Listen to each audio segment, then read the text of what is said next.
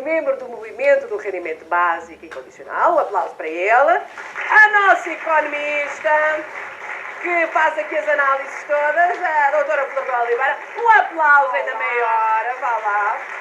E, finalmente, o sociólogo, que é o homem que descodifica estas coisas de outra maneira, que é o António Pedro Dosto. Portanto, um aplauso também para ele. Bom, António,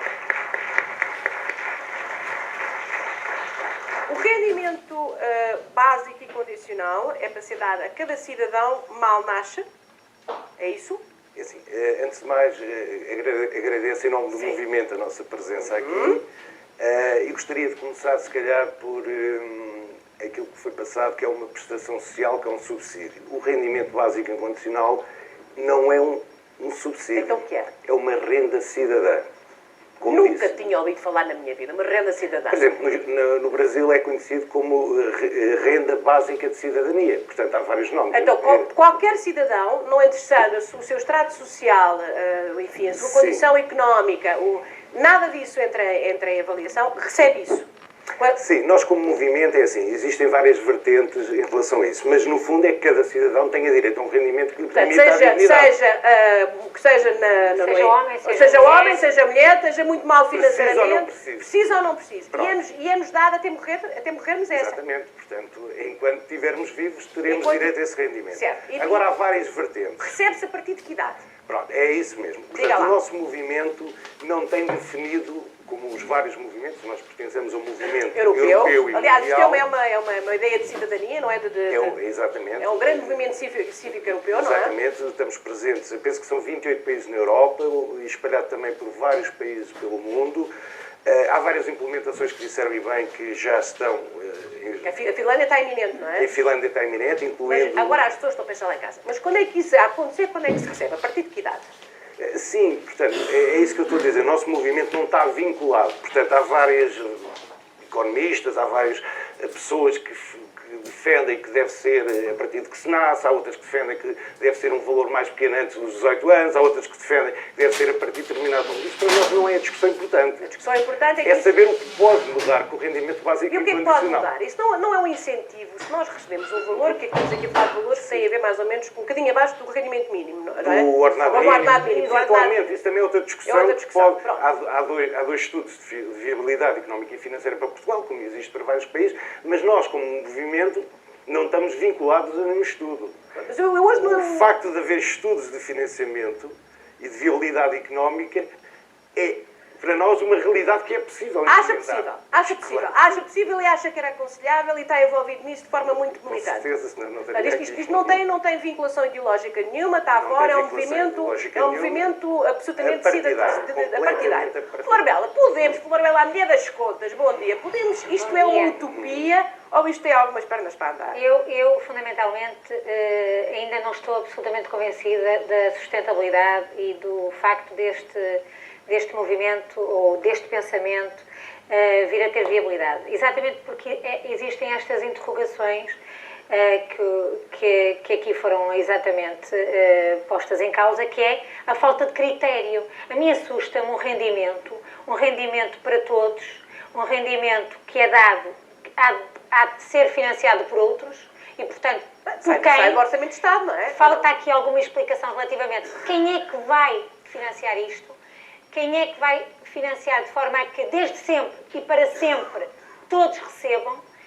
Quando estamos a falar num rendimento que vai colmatar necessidades elementares, temos que as ter definidas. Portanto, o padrão, o que é que são necessidades elementares? Um indivíduo, qualquer indivíduo, em qualquer situação económica, tem a mesma legitimidade de receber um rendimento que vai ser financiado por todos e para todos. Como é que isto funcionará no futuro? Como é que se financiará? Quem é que será o agente que vai sustentar este rendimento? Porque não é um subsídio, é um rendimento, é uma renda vitalícia. Exatamente, é uma renda vitalícia. Que é dado. É uma espécie de um ordenado, não é? Exatamente, que é dado. É incondicional, portanto. Incondicionalmente. Ou seja, não se pede nada em troca. Pelo facto de ser cidadão. Não, é o facto de ser cidadão. Não é e de ordenado, existir. não é subsídio. Eu sei que as palavras são importantes nestas coisas, tem Para toda a as pessoas razão. perceberem o conceito, é O que importante existe saber. atualmente, já existem vários subsídios para colmatar as necessidades e erradicar a pobreza. Estamos a falar de Subsídios que são Desemprego. o subsídio de desemprego, o subsídio social de desemprego, o subsídio, o complemento ao idoso. Há subsídios que foram definidos. O que é verdade é que eles são insuficientes. O que é verdade é que eles não chegam para colmatar as necessidades reais das famílias. Este movimento, esses subsídios, no fundo, perpetuam a armadilha da pobreza. Exatamente. Ou seja, não se consegue fazer efetivamente uma espécie de progressão e de superação das dificuldades, porque quem vai receber isso já está lá, já está num limite tão grande. É importante pensar que o subsídio é sempre uma comparticipação, é sempre insuficiente, desde logo. O importante é criar condições para que as famílias deixem de depender desses subsídios. É preciso criar emprego para que não haja subsídio de desemprego. É preciso criar condições, é preciso dar pensões aos idosos de forma a que eles não precisem de complementos para pagar a renda de casa, para pagar a medicação. Portanto, é preciso, acima de tudo, maior transparência e maior seriedade na forma como se gasta o dinheiro público. Portanto, não concorda, a Flor Bela? Não concordo pela falta de clareza, pela falta de critério, pelo facto de ser para todos E como iguais. economista, acha que isto está ou não? E exatamente por ser para todos, desde sempre e para para sempre. sempre, parece-me insustentável. Vamos então ao nosso sociólogo. Favor ou contra? Eu sou a favor, claro. É? Até porque a Constituição Portuguesa diz que todos os portugueses têm direito à dignidade. E, efetivamente, isso não está assegurado neste momento. Mas Nós a temos dignidade um terço das crianças que passa fome nas escolas, os nossos velhos não conseguem ter dinheiro para os medicamentos. Portanto, os subsídios não resolvem o problema, como toda a gente percebe, e são caríssimos. E, portanto, a solução do rendimento básico incondicional é mais barata do que os subsídios. Acha que é? Não tenho a certeza. Há estudos feitos em Inglaterra, nomeadamente, sobre isso, e em Portugal esses estudos podem ser replicados sem grandes Mas dificuldades. neste momento quem está lá em casa ouvindo está a pensar, então espera lá, mas um rendimento básico incondicional não precisa trabalhar, vive com isso. E pronto. Há muita gente que, infelizmente, não pode trabalhar e quer trabalhar em Portugal. Como sabe, o desemprego em Portugal são mais de 1,5 milhão de pessoas, 1.200.000. Estão a pensar, incentiva a preguiça. Não, pois, está bem, mas esse é o sistema que temos hoje. Então nós temos 1.200.000 pessoas que querem trabalhar e não podem, e algumas delas, até por receberem subsídio de desemprego, são proibidas de trabalhar. Ora bem, isto evidentemente é um desperdício enorme, ou seja, se essas pessoas fossem livres de fazer as suas atividades, a riqueza nacional certamente aumentaria, coisa que está impedida neste momento. Mas diga-me uma coisa, então nós vivemos agora aqui um período de austeridade tremendo, em que fomos quase, quer dizer, as pessoas escravizados por uma carga fiscal brutal, as pessoas perderam casas, enfim, não está escrito o que é que foi a calamidade social, um dia Mas vai continuar, não se preocupe.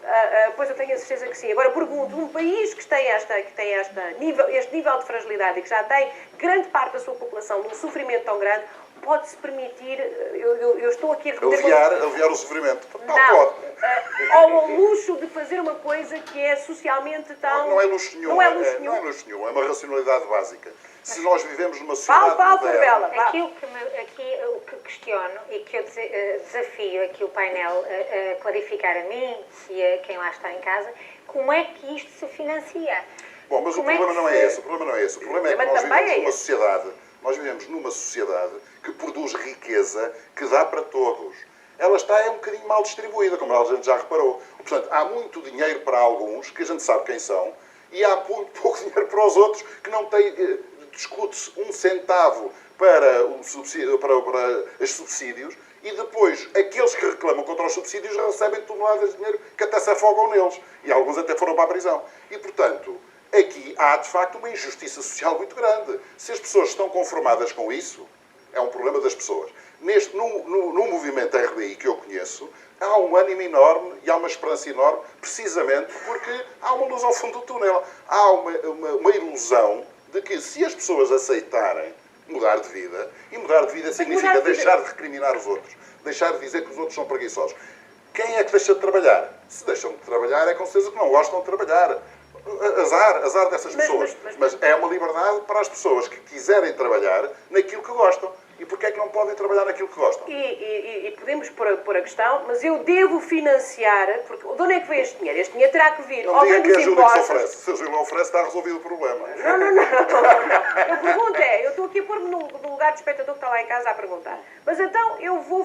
Quem é que paga, não é? Quem é que paga? Como é que isto se financia? Eu acho fantástico. Eu utopicamente acho a ideia Porque maravilhosa. atualmente, Júlia, Agora, eu acho que isto vai bater no nosso bolso outra Porque vez. atualmente os certeza, subsídios Júlia, são é pagos coisa que havia de bater. exatamente pelos cofres do Estado, através daquilo que o Estado tem arrecada em receitas, que são os impostos. E, portanto, hoje o cidadão percebe que ainda bem que há quem trabalhe para poder minimizar o impacto da pobreza, apesar dessa má gestão dos recursos Mas porquê é que públicos. se proíbem pessoas de trabalhar? Mas eu subscrevo integralmente aquilo que acabou de dizer, Sr. Doutor, quando refere o facto de o dinheiro público ser mal gerido.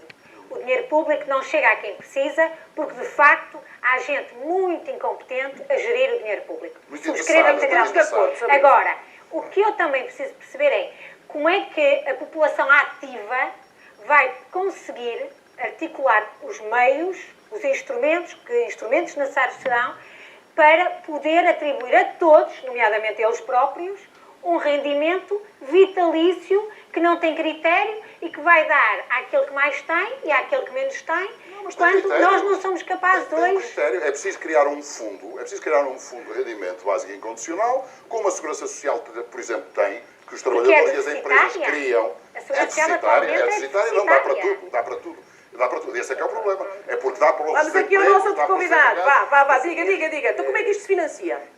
Pronto, em relação ao financiamento, como eu disse há pouco, existem já dois estudos de financiamento para Portugal.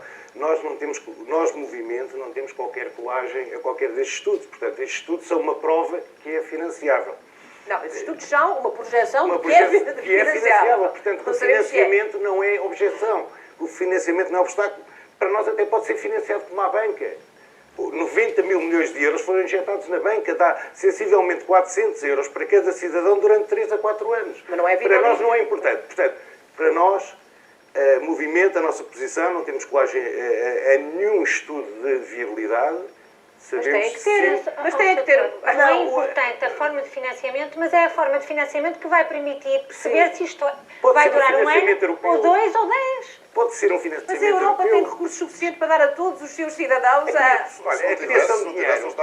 Peço desculpa, a criação de dinheiro, o quanti-easing, que é a criação de dinheiro novo, que há já vários economistas que defendem que, em vez de ser atribuído diretamente aos Estados e à banca, pode ser atribuído ao cidadão. Mas porquê é que é obrigatório um viver na passo pobreza? para podermos Não também percebo. financiar... Eu acho que não é nada obrigatório viver na pobreza. É porque há recursos suficientes para que nem todos... Não. A pobreza acontece porque há má distribuição. Agora, não, estamos todos de acordo sobre isso. Agora, o que eu digo é... Porquê é que não se faz a distribuição? Não, como é que se faz as contas de um Estado, de um orçamento de Estado, dos vários recursos que temos à mão daquilo que é a dinâmica do Estado, para poder suportar isto sem que alguém pague mais por isso? Ou no momento em que recebemos mais, vamos pagar mais também? Depende do que é que estamos a falar. Se estamos a falar das pessoas que ganham menos de 700 euros por mês, ou famílias inteiras que estão nessa circunstância, que é a maioria, como se sabe, estamos a dizer exatamente que há depois 1% que vai ter que pagar mais. Sim, não é possível, evidentemente, dar à banca os milhões que estamos a dar e depois esse dinheiro não existir para toda a gente. Não, o dinheiro tem limites, como toda a gente compreenderá. Ora bem, uma distribuição mais igualitária desses recursos não precisa de ser igual para todos. Se fosse igual para todos, nós tínhamos, cada um de nós portugueses, se o Produto Nacional Bruto fosse distribuído igualmente por todos, tínhamos qualquer coisa como 1.200 euros por mês cada um. Crianças incluindo. Ora bem, o problema é que estamos numa situação muito diferente dessa. Há gente a passar fome, há gente na miséria e há outros a engordarem de uma maneira tão estúpida. Forbela, ajude-me aqui.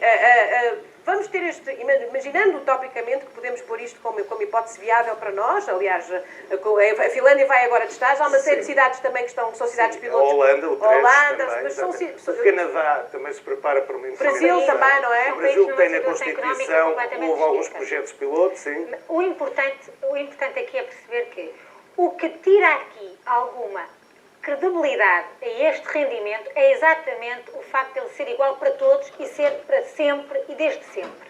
Isto para mim tira-lhe alguma seriedade. Desde sempre. Não, uma criança... Desde o nosso sempre, não é?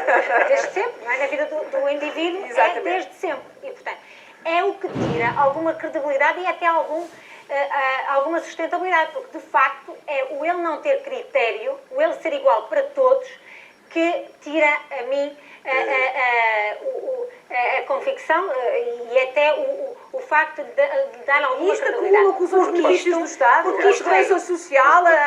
Não, poderão ser substituídos. Pode Nós queremos uma linha. António, desculpa lá. Serviço Nacional de Saúde, como é que isto As se financia? O Serviço é um Nacional prémio. de Saúde é um direito. Não é? A saúde é um direito, a educação é um direito. Sim, mas tem que ser paga. Nós queremos criar um novo direito, que é o direito à dignidade. Pronto, por isso ser para todos. Já é uma parte da resposta aqui à doutora. Que é por o facto de ser para todos, por ser um direito, a dignidade.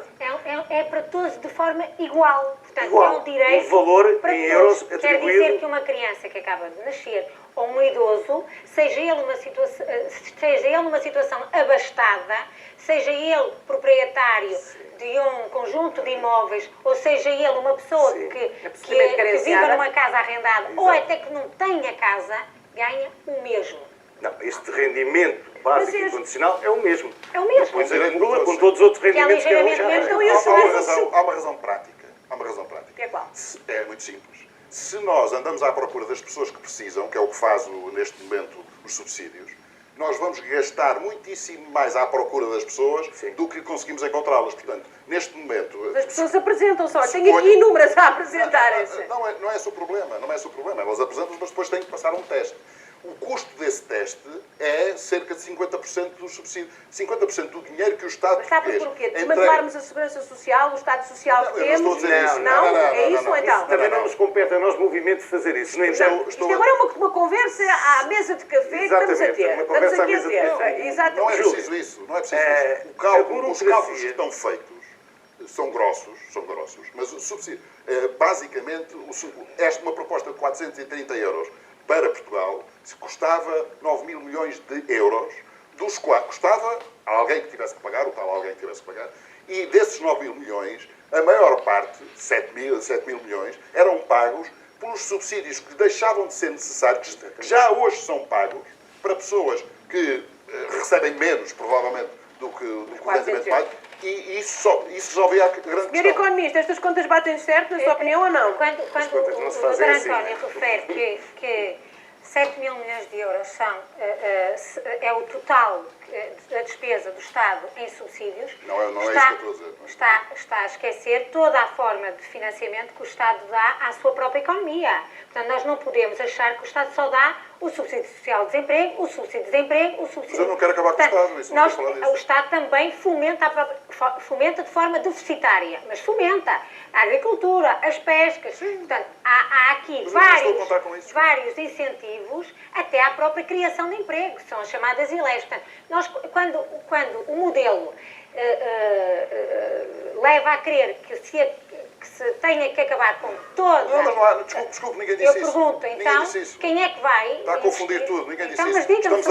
Estamos a falar da sociedade ficar basicamente como está e com uma alteração do orçamento de Estado ser possível de fazer Mas custa mais 9 mil milhões. Não, é isso que eu estou a dizer. Se não se fizer esses 9 mil milhões que o cálculo está feito, 7 mil milhões são resolvidos apenas automaticamente. Não é automático. Por exemplo, se quer receber um subsídio, seja quem for, tem que ter rendimentos abaixo de não sei quanto. Sim. Bom, portanto, se essas pessoas têm um rendimento superior pelo facto de receberem um rendimento então básico há incondicional... Mas quem disse que era critério foi a senhora, não fui eu. Não. Aqui, quando me foi explicado o rendimento básico incondicional, foi exatamente igual para todos, em qualquer circunstância. Esse é o critério. Aquilo que está a dizer é, atenção, pode aqui haver a diferenciação entre o rendimento atribuído a quem está numa situação patrimonial melhor... Não, foi isso que eu disse. O que eu estou a dizer é outra coisa. As pessoas que hoje recebem subsídios condicionados, recebem subsídios porque ganham pouco, uma parte delas deixaria de receber esses subsídios porque o rendimento básico incondicional já é superior às condições que são necessárias para se candidatar a esses subsídios. Deixa-me aqui dizer, o nosso público está a seguir com muita atenção e muito animadamente, estou toda contente, porque adoro pôr as pessoas a pensar nas coisas e vocês estão-me a ajudar imenso. E dizem aqui um senhor, com todo o respeito, senhor Saramago, Luís Saramago, com todo o respeito, mas não gosto de ver que o povo vem cá em casa. E porquê? Porque somos 5 cá em casa e de rendimento entram 1.500 euros, com o RBI entrariam 400 por cada um, dava 2.000, então eu ia trabalhar para quê? Bom, isso é o problema do senhor. Se o senhor não gosta de trabalhar, não trabalha. Se passávamos a ser livres, que era uma coisa extraordinária. E, portanto, quem trabalha com o senhor... E a economia, como é que funciona? Não, a economia, isso não se preocupe com ela, porque precisamente os 1.200.000 pessoas que querem trabalhar e não podem hoje, podiam passar a trabalhar e substituir o trabalho do senhor que está todo chateado lá em casa, que preferia ficar em casa em vez de estar a trabalhar. Aliás, o que é que ele está a fazer agora? A ver televisão. Não faço ideia. Se calhar está a ver no local de trabalho, não faço ideia. Mas olha, diga-me uma coisa, mas isto não é, as pessoas aqui que realmente estão muito a questionar se isto não é um incentivo a uma espécie de... Nós fomos todos, e já sei que isto é uma questão para muitos ideológica, para outros é uma questão filosófica. Eu, por exemplo, eu só me realizo no trabalho. Eu gosto muito de trabalhar. Portanto, a ideia de serem as minhas necessidades mínimas serem satisfeitas e depois não ser necessário fazer muito mais, a mim deixar-me-ia... Descompensar? Pronto, não ficava bem. E as pessoas que estou a dizer é que o RBI pode ser um incentivo à preguiça. Portanto, as pessoas que já não gostam muito de trabalhar podem, e isto leva-nos, no fundo, a uma ruptura civilizacional, se quisermos assim, daquilo que é o nosso modelo de vida. Isso... Diga. De facto, é uma alteração de paradigma. Pois. Pronto. A questão que se coloca alegações aqui... finais, está-me a dar no final. A questão que se coloca aqui é que nós também temos que ter em consideração, para além do desemprego que existe estrutural, ao desemprego tecnológico. Hoje, cada vez mais, vai ser preciso menos pessoas a trabalhar para produzir o mesmo. Sim, as economias estão a mudar, as linhas industriais cada também... Cada vez o emprego é menos. Sim. Pronto. Isso significa o quê? Significa que poderemos redistribuir o trabalho. Agora a doutora Flor Bela, para terminar. É muito interessante esta discussão. O repensar a forma de distribuir recursos por quem mais precisa. O reapreciar, o disciplinar também a competência e a falta de rigor e a incompetência revelada pela falta de rigor na gestão dos recursos públicos leva-nos também neste tipo de reflexão. O que eu acho que é fundamental é a economia precisa da produtividade, precisa daqueles que produzam, que trabalhem e que tenham essa oportunidade, para que esses se sintam também úteis, na medida em que parte daquilo que contribuem é para dar àqueles que já não estão na idade de produzir, já não estão em condições e estão mais carenciados. E aqui é que está reconhecida a utilidade da sociedade e, portanto, a capacidade dos mais novos serem admitidos, serem-lhes dadas oportunidades de trabalho para que eles possam produzir, contribuir para um país melhor, para uma sociedade equilibrada, uma sociedade que permita a todos uma vida digna, mas uma vida digna fruto do trabalho, fruto deste fluxo, desta dinâmica de sociedade e não desta dependência. Estamos quase a acabar. Agora a última palavra para si. Os jovens, exatamente, têm a dificuldade muito concreta de não conseguirem trabalhar. Alguns até tiveram que emigrar para o estrangeiro para trabalhar. Precisamente é a demonstração de que este sistema não funciona e é preciso outro sistema. Se as pessoas tiverem um rendimento básico incondicional, vão arranjar o seu próprio trabalho com toda a facilidade, porque eu posso trabalhar numa coisa que gosto por 200 euros por mês, tranquilamente, fico com 600 euros, já dá para partir e fico uma vida feliz. E isso é uma coisa, é de facto uma mudança de paradigma. Não desvalorizar até um bocadinho o que é o mercado de trabalho, não possibilita que os empresários... Não, vamos lá ver, eu como trabalhador, perante o meu patrão, vou ser empregado se quiser. Se não quiser, remeto-me ao rendimento básico incondicional ou ponho a trabalhar nas atividades que me interessam, fazendo um rendimento razoável, por exemplo, fazendo crochê ou fazendo outra coisa qualquer que também se faz e que também se usa, ou sendo artista, ou vindo à televisão para estar aqui presente, ou outra coisa qualquer. E, portanto, há muito mais disponibilidade para trabalhar naquilo que se quer e naquilo que se gosta, atacando a imoralidade vigente neste momento na sociedade portuguesa e na sociedade, enfim, não é só portuguesa. Agora, para terminar só, vamos então lembrar que isto é ainda uma discussão que está alargada a vários países europeus, está-se a discutir... Ainda não se implementou. Não se implementou, mas vamos ter notícias das sociedades onde vão ser implementadas e, curiosamente, é preciso 1 milhão de assinaturas para isto ser debatido no Parlamento Europeu. E vocês, na Europa inteira, só conseguiram ainda 200.000 assinaturas. 280, quase 300. O que eu acho curioso. O que eu acho curioso, mas contudo, enfim... É o desconhecimento da ideia. Há duas petições, uma na Europa e outra em diversos países. A Suíça conseguiu, vai a referendo. Vamos então. Mas a partir de hoje já há mais quem sabe. Júlia, deixe-me só, para terminar, acompanhem-nos, o nosso site é rendimentobásico.pt e o nosso Facebook, Rendimento Básico Incondicional Portugal, onde é dinâmico, podem acompanhar todo o nosso trabalho. Um grande aplauso para o nosso painel que foi à luta, que é como eu gosto. Obrigada. Muito bem.